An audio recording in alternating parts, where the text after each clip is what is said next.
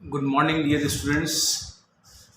विद्यार्थियों, जैसा कि आपको पता ही है, आज का अपन वीडियो के माध्यम से आपको अध्ययन करवा रहे हैं। और पिछले कुछ वीडियोस में मैंने बीकॉम पार्ट सेकंड के विद्यार्थियों को मैनेजमेंट विषय के तहत नेतृत्व या लीडरशिप चैप्टर के बारे में चर्चा की थी।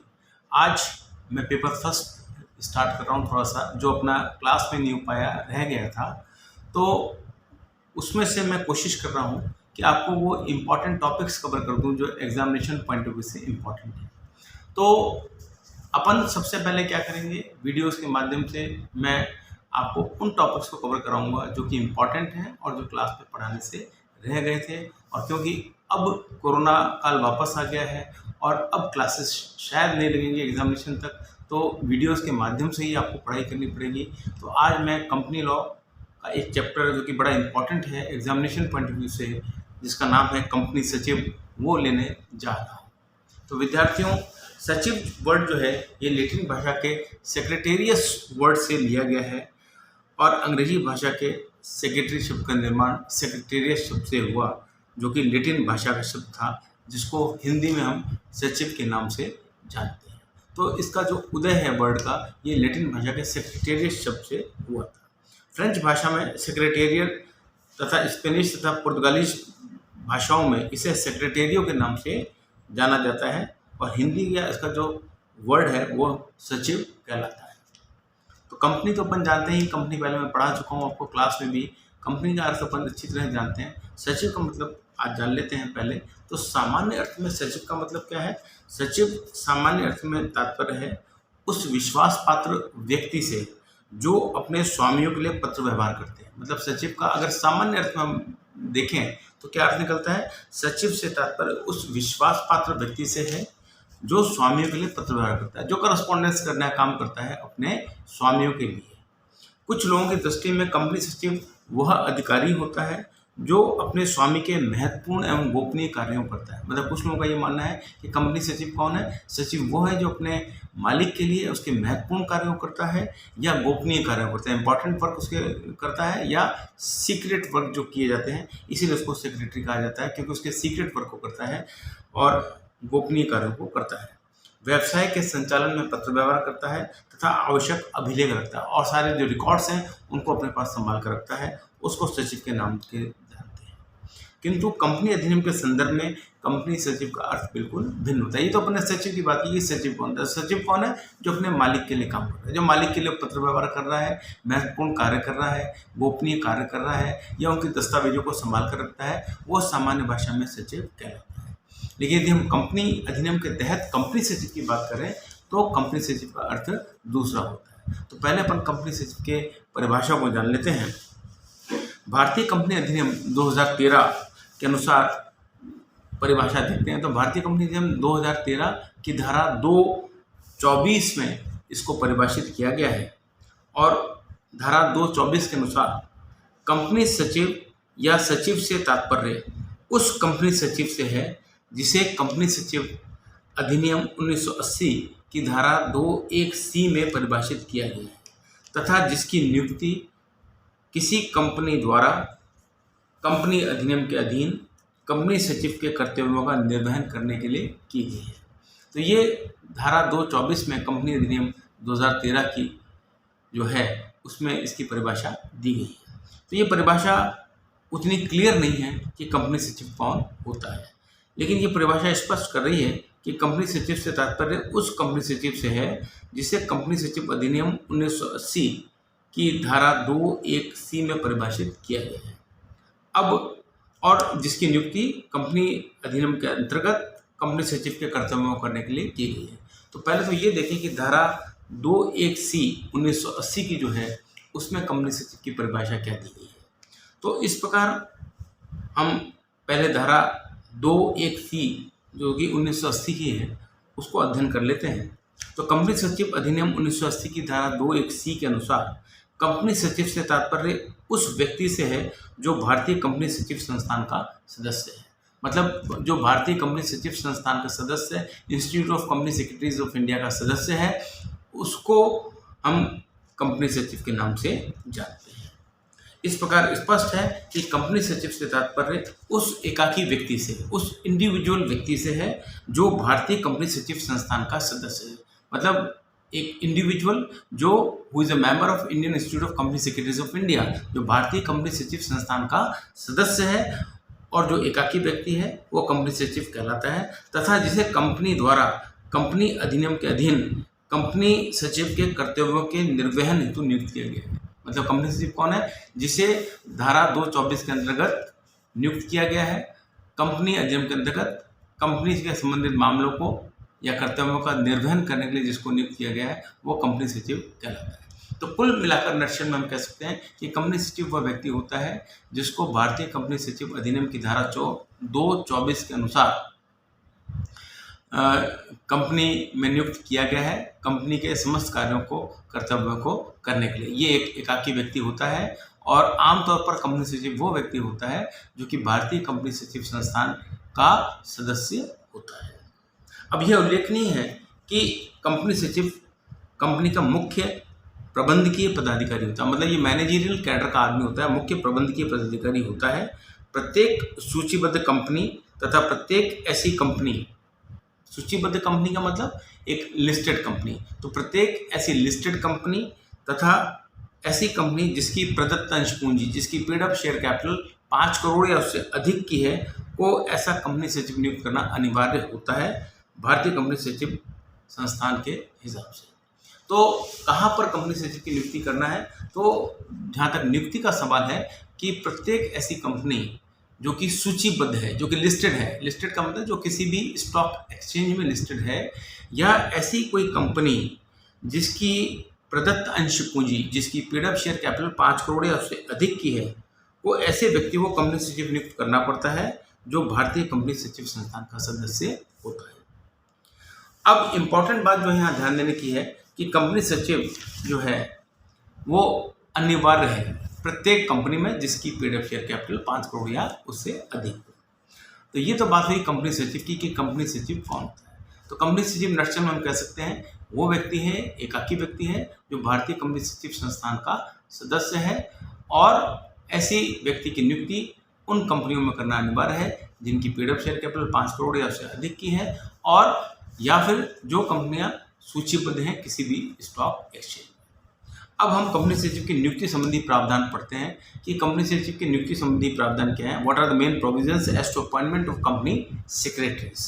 तो पहला है कि केवल एकाकी व्यक्ति की नियुक्ति, मतलब कंपनी सचिव के रूप में आप केवल एकाकी व्यक्ति को ही नियुक्त कर सकते हैं, इंडिविजुअल व्यक्ति को ही नियुक्त कर सकते हैं। किसी कंपनी को कंपनी सचिव नियुक्त नहीं किया सकता, हार्ड मास के व्यक्ति को ही, एकाकी व्यक्ति को ही कंपनी सचिव नियुक्त किया जा सकता है, पहली बात। दूसरा, नियुक्ति अनिवार्य, मतलब कंपल्सरी नियुक्त करना है। कब करना है? प्रत्येक ऐसी कंपनी जो निर्धारित किए गए वर्ग अथवा वर्गों के अंतर्गत आती है को कंपनी सचिव की अनिवार्य रूप से नियुक्ति करनी पड़ती है। मतलब ऐसी कंपनी जो एक निर्धारित वर्ग की कंपनी है या उस वर्ग के अंतर्गत आती है उसको कंपनी सचिव जरूर रखना पड़ता है अपने। अब MCA के द्वारा अधिसूचित नियमों के अनुसार निम्नलिखित वर्गों की कंपनियों को पूर्णकालिक कंपनी सचिव की नियुक्ति करनी पड़ती है। अब MCA ने बताया है कि कौन सी कंपनियां ऐसी है जिनको कि पूर्णकालिक होल टाइम कंपनी सेक्रेटरी की रखने की आवश्यकता पड़ती है। तो ऐसी पहली कंपनी है सूचीबद्ध कंपनी। जैसा अभी मैंने पहले आपको बताया कि प्रत्येक सूचीबद्ध कंपनी, लिस्टेड कंपनी को एक पूर्णकालिक सचिव, होल टाइम कंपनी सेक्रेटरी की आवश्यकता पड़ती है।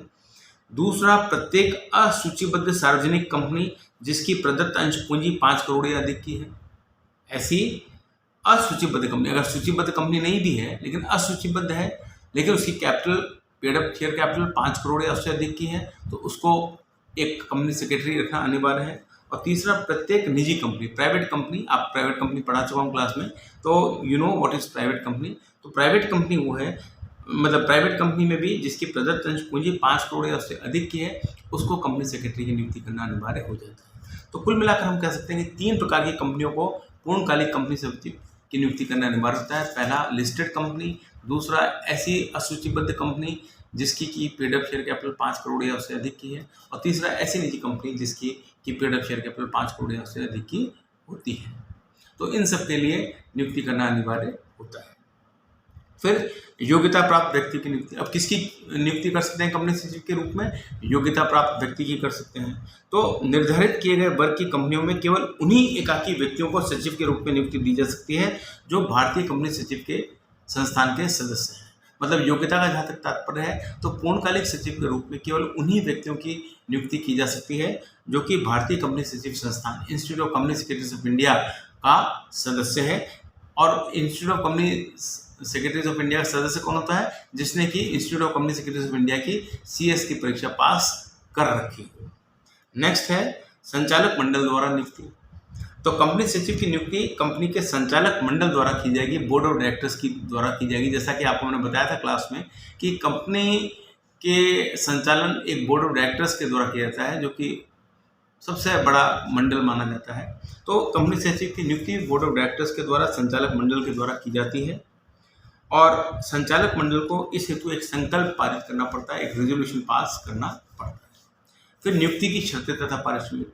संचालक मंडल द्वारा कंपनी सचिव की नियुक्ति हेतु पारित संकल्प में कंपनी संचालक की नियुक्ति की शर्तें तथा पारिश्रमिक भी तय कर दिया जाता है कि what are the terms and conditions of employment. मतलब सचिव को यदि आप रख रहे हैं तो उसको रखने की शर्तें क्या होंगी तथा उसका पारिश्रमिक क्या होगा, ये भी तय कर दिया जाता है संचालक मंडल के द्वारा। नेक्स्ट है कंपनी में संचालक बनने का हक। कंपनी में संचालक बनने का हक का मतलब यह है कि किसी भी कंपनी का सचिव संचालक मंडल की अनुमति से किसी भी कंपनी का संचालक बन सकता है। मतलब ये जरूरी नहीं कि कंपनी सचिव संचालक नहीं बन सकता। अगर संचालक मंडल अनुमति दे, संचालक मंडल परमिट करे, अलाउ करे, तो कंपनी का सचिव कंपनी का संचालक भी बन सकता है। नेक्स्ट है एक कंपनी में पद धारण। किसी भी कंपनी का कंपनी सचिव केवल एक ही कंपनी में कंपनी सचिव का पद धारित कर सकता है। मतलब कंपनी सचिव केवल एक ही कंपनी में पद धारित कर सकता है, किंतु किसी भी कंपनी सचिव उस कंपनी की सहायक कंपनी में सचिव पद अवश्य धारण कर सकता है। मतलब कंपनी सचिव जो होल टाइम कंपनी सेक्रेटरी है वो केवल एक ही कंपनी में कंपनी सेक्रेटरी रह सकता है, लेकिन यदि कंपनी कोई सहायक कंपनी, कोई सब्सिडियरी कंपनी है तो वो उसमें भी सचिव के रूप में कार्य कर सकता है। नेक्स्ट है विद्यमान कंपनी सचिव द्वारा अतिरिक्त पद रिक्त करना। अब यदि कोई कंपनी सचिव इस अधिनियम के लागू होने के समय एक से अधिक कंपनियों में कंपनी सचिव के रूप में कार्य कर रहा है तो उसे इस अधिनियम के लागू होने के विदिन 6 मंथ 6 माह के भीतर एक कंपनी का चयन करना होगा और शेष सभी कंपनी से उसे 6 माह की अवधि में कंपनी सचिव पद छोड़ देना होगा। मतलब इस कंपनी अधिनियम के लागू होने के पश्चात यदि इसके पहले से काम करता आ रहा है विभिन्न कंपनियों कंपनी सचिव के रूप में, मान लीजिए कोई व्यक्ति है जो कि 5 कंपनियों में कंपनी सचिव के रूप में कार्य कर रहा है इस अधिनियम के लागू होने के पूर्व, तो उसको क्या करना पड़ेगा? उसको ये करना पड़ेगा कि इस अधिनियम के लागू होने के बाद विदिन 6 मंथ 6 माह के भीतर केवल एक कंपनी का चयन करना पड़ेगा और बाकी कंपनी से उसको त्याग पत्र देना पड़ेगा। रिक्त पद भरना। अब रिक्त पद भरने का मतलब क्या है कि यदि किसी कंपनी में कंपनी सचिव का पद रिक्त हो जाता है, पोस्ट कंपनी सचिव की वैकेंट हो जाती है, तो उस कंपनी का संचालक मंडल अपनी सभा में पद रिक्त होने के 6 माह के भीतर उसको भर देगा। यदि मान लीजिए कोई कंपनी सेक्रेटरी चला जाता है, पद रिक्त हो जाता है किसी और कारण से, तो संचालक मंडल विदिन 6 मंथ्स अपनी जो संचालक मंडल की सभा होगी उसमें कंपनी सचिव की नियुक्ति अनिवार्य रूप से कर देगा। नेक्स्ट है उल्लंघन पर दंड। अगर मान लीजिए कंपनी सचिव का पद खाली हो जाता है और ऐसी स्थिति में संचालक मंडल विदिन 6 मंथ्स कंपनी सचिव की अपॉइंटमेंट नहीं करता तो दंड क्या रहेगा? तो उपयुक्त वर्णित प्रावधानों में से किसी प्रावधान का उल्लंघन किया जाता है तो उस कंपनी को कम से कम 1 लाख रुपए तक का तथा अधिकतम 5 लाख रुपए के अर्थदंड से दंडित किया सकता है। यदि मान लीजिए उपयुक्त जो भी मैंने आपको प्रावधान बताया कंपनी सचिव की नियुक्ति के संदर्भ में, यदि उन प्रावधानों का उल्लंघन किया जाता है या कंपनी सचिव की नियुक्ति में कोई दिक्कत की जाती है तो ऐसी स्थिति में कंपनी पर 1 लाख तक का मिनिमम अर्थदंड या 5 लाख रुपए तक का अधिकतम अर्थदंड लगाया जा सकेगा। इसके अतिरिक्त कंपनी के प्रत्येक दोषी संचालक, कोई भी जो दोषी है संचालक, कंपनी सचिव सहित प्रत्येक दोषी मुख्य प्रबंधकीय पदाधिकारी को 50,000 रुपये तक के अर्थदंड से दंडित किया जा सकेगा। मतलब अगर कंपनी सचिव की नियुक्ति के संदर्भ में जो प्रावधान मैंने आपको बताए हैं उसमें किसी प्रकार की त्रुटि की जाती है तो कंपनी के दोषी संचालकों पर, कंपनी सचिव पर या मुख्य प्रबंधकीय पदाधिकारी पर जो कि दोषी हैं 50,000 रुपये तक का अर्थदंड लगाया जा सकता है। और यदि ऐसा दोष जारी रहता है, मतलब कंटिन्यूएशन में जारी रहता है, तो प्रथम दिन के पश्चात 1,000 रुपये प्रतिदिन के अर्थदंड के हिसाब से दंडित किया जा सकता है। नेक्स्ट है कार्यक्षेत्र। कंपनी सचिव को वे कार्य करने होंगे जो कंपनी अधिनियम के प्रावधानों के अनुसार किसी कंपनी सचिव को करने हैं। तो मतलब इनका कार्यक्षेत्र या स्कोप क्या होगा, इनको वो सब कार्य करने होंगे जो कंपनी अधिनियम के प्रावधानों के अनुसार करना जरूरी है। संचालक की कंपनी सचिव के रूप में नियुक्ति। अब जैसे सचिव को कंपनी का संचालक बनाया जा सकता है, इसी प्रकार से संचालक को भी सचिव के रूप में नियुक्त किया जा सकता है। कंपनी के किसी भी संचालक को कंपनी सचिव के रूप में नियुक्त किया जा सकता है, किंतु ऐसा कंपनी सचिव किसी एक ही समय पर अपनी दोनों हैसियतों से एक साथ हस्ताक्षर नहीं कर सकता। मतलब आप संचालक को भी सचिव के रूप में नियुक्त कर सकते हैं, किंतु ऐसा सचिव जो है वो दोनों हैसियत से एक कागज पर एक समय में हस्ताक्षर नहीं कर सकता। उसको या तो सचिव के रूप में हस्ताक्षर करने होंगे या संचालक के रूप में हस्ताक्षर करने होंगे। तो विद्यार्थियों, आज की क्लास में यही समाप्त करता हूँ। आज मैंने आपको केवल ये बताया है कि कंपनी सचिव कौन होता है, इसकी क्या परिभाषा है, और कंपनी सचिव की नियुक्ति के संदर्भ में प्रावधान क्या है, what are the main provisions as to appointment of company secretary. अब अगले वीडियो में अपन कंपनी सेक्रेटरी के बारे में किसी अन्य विषय पर चर्चा करेंगे जो कि एग्जामिनेशन के पॉइंट ऑफ व्यू से इंपॉर्टेंट होगा। आज की क्लास यहीं समाप्त करता हूँ। धन्यवाद।